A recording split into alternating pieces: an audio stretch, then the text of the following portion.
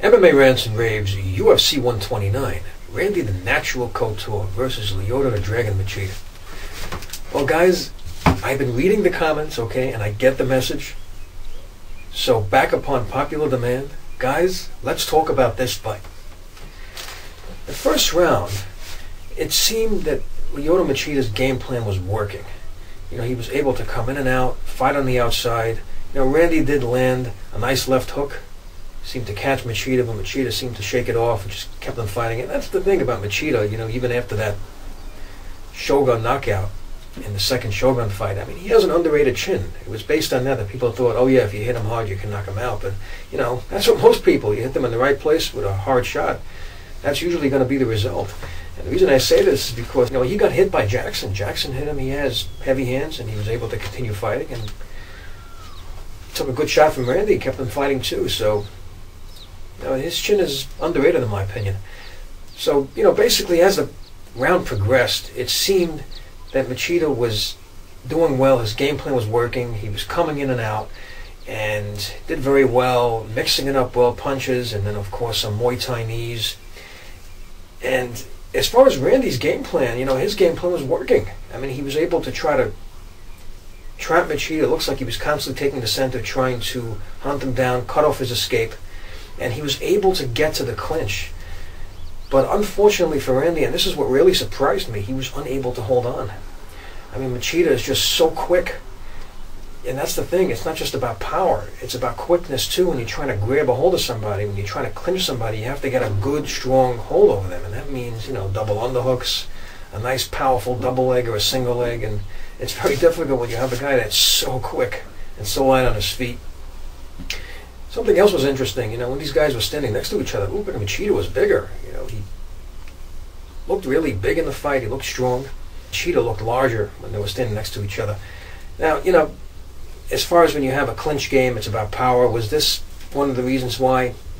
Makes you wonder. I mean, if you saw Randy, you know, especially against Brock Lesnar, I mean, he was able to do very well against the guys much bigger than he is. So it kind of surprised me that Machida was able to break out of those clinches.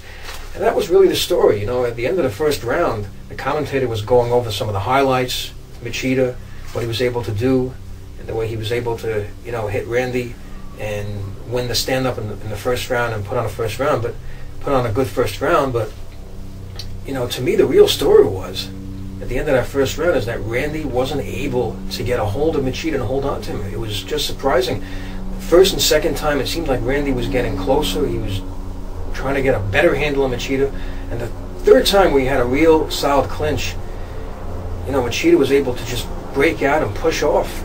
And that really left a bad taste in my mouth as far as Randy's chances in this fight, because I have to agree with the masses on that one. You know, if he wasn't able to implement the clinch game against Machida, he really would have very little chance of winning this fight. And that was the story. You know, after the first round, I started to lose confidence in Randy's chances because he just wasn't able to hold on to him. And that was really what it's about. It's about the clinch game.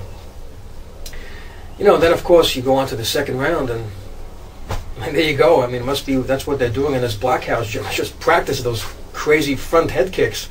I mean, that was pretty nasty. I mean, that was pretty spectacular the way he hit that thing. And but of course, to me, it's not the highlights. I look at the real intricacies of the fight.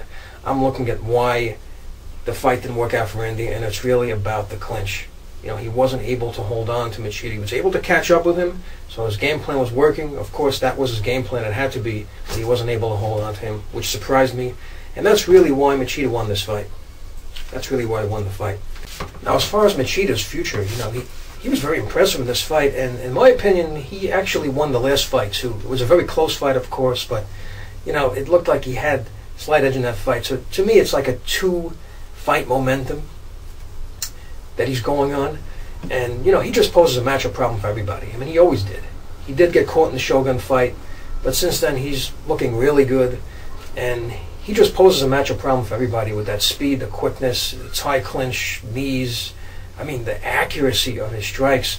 I mean, this guy really misses. He doesn't throw that many punches. He's so opposite of being a brawler, you know, the way he hits. And he is very accurate, and that's a really good thing to have, and it's kind of rare to be that accurate and that quick at the same time. Just poses a matchup problem for everybody. So, he's in the mix, definitely in the mix. Very impressive performance by Machida. And I just wanted to add that despite the fact that Randy was hurt, he was down, he gets up, and to me it was one of the finest moments in MMA history.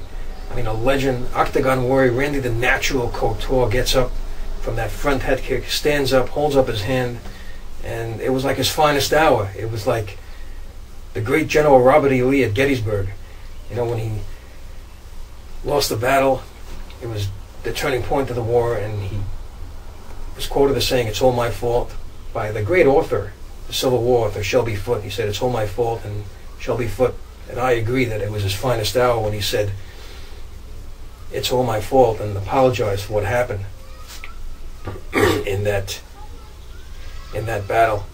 So it was like Randy, in defeat he was gallant and respectable and held up his hand, and it was just a great moment in MMA history, a tribute to Randy the Natural Couture. So I'd like to know what you think about the fight and the UFC 129 card.